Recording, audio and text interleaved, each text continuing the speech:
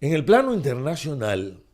desde el punto de vista ambiental, este ha sido un año de grandes avances y de grandes retrocesos. ¿Cuáles son los principales avances?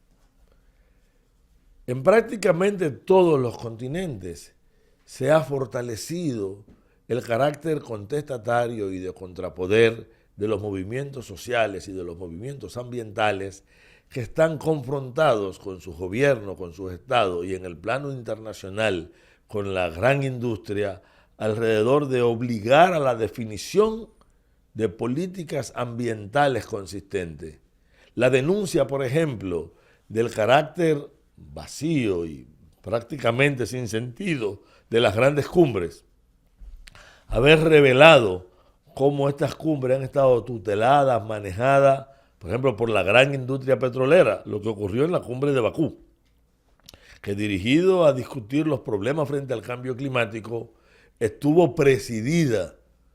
por una de las cabezas de la industria petrolera y que terminó creando también un consejo de asesores donde predominan sectores negacionistas y personas que quieren promover simplemente la solución de los problemas ambientales como a partir de pequeñas compensaciones y dádivas que no van ni siquiera a dar respuesta a los problemas, sino para ser aplicados a los propios sectores responsables de la crisis ambiental. Es decir, la principal característica de este año ha sido reforzar el flujo de recursos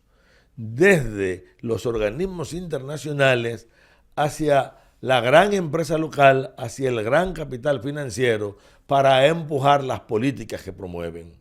El Banco Mundial, por ejemplo, el 18% de los recursos aplicados en América Latina fueron dirigidos de manera directa a promover la privatización.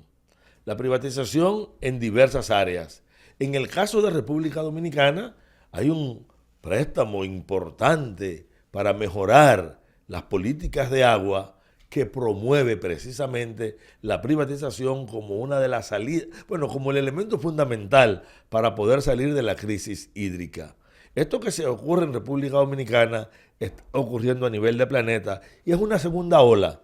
porque ya hace alrededor de 35 a 25 años hubo una primera gran ola que tuvo como centro las derechas inglesas y la emergencia de Margaret Thatcher y los partidos de ultraderecha europeos que empujaron la privatización en los propios países europeos donde fracasó.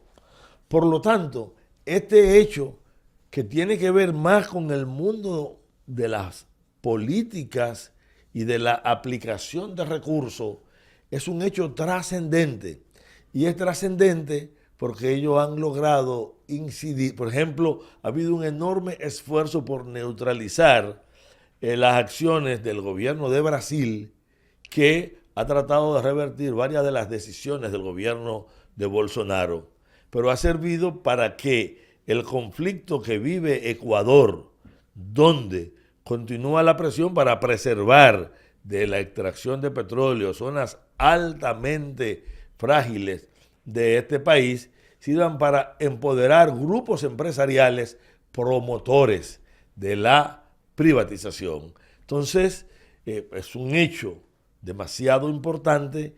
cómo se están dirigiendo recursos dirigidos a enfrentar la crisis climática y la crisis ambiental en sentido general a nivel planetario para financiar a los grupos que generan esta crisis y sobre todo para promover soluciones que van a profundizar la crisis. Por eso, este hecho negativo tiene como contraparte positiva el hecho de que tanto en África como en América Latina y en Asia se ha verificado un fortalecimiento. Es interesante que en Indonesia, un país del que se habla muy poco, este año se lograron revertir 16 contratos de privatización de agua, incluyendo la privatización, o sea, colocar una empresa que era una empresa pública que manejaba el agua en Sydney, que manejaba el agua en su capital, vuelve a ser una empresa de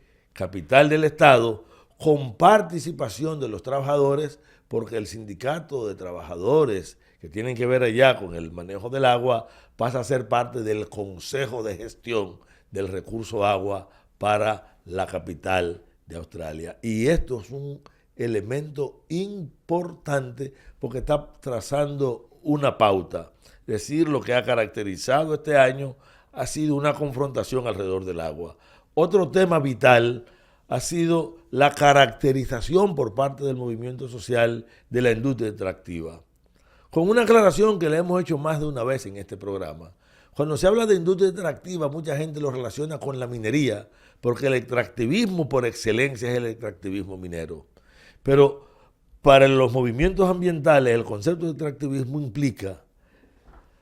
el traslado de recursos primarios, mineros o no mineros, puede ser del bosque, puede ser incluso de carne, de ganado o de algún producto agrícola, sin que el retorno compense los niveles de degradación y que por lo tanto implican un incremento de la pobreza del lugar donde estas riquezas se extraen. El extractivismo va a trasladar riqueza de un ambiente geográfico a otro sin que haya retornos compensatorios y donde el desbalance que se crea incrementa la asimetría entre los niveles de desarrollo locales y los niveles de desarrollo generales. Por lo tanto, si hay un responsable fundamental en la asimetría del desarrollo y en el hecho de que los países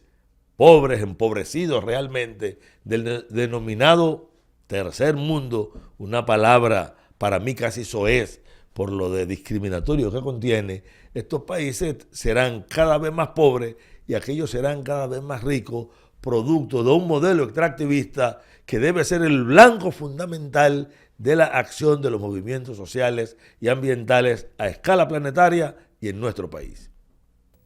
Cuidado.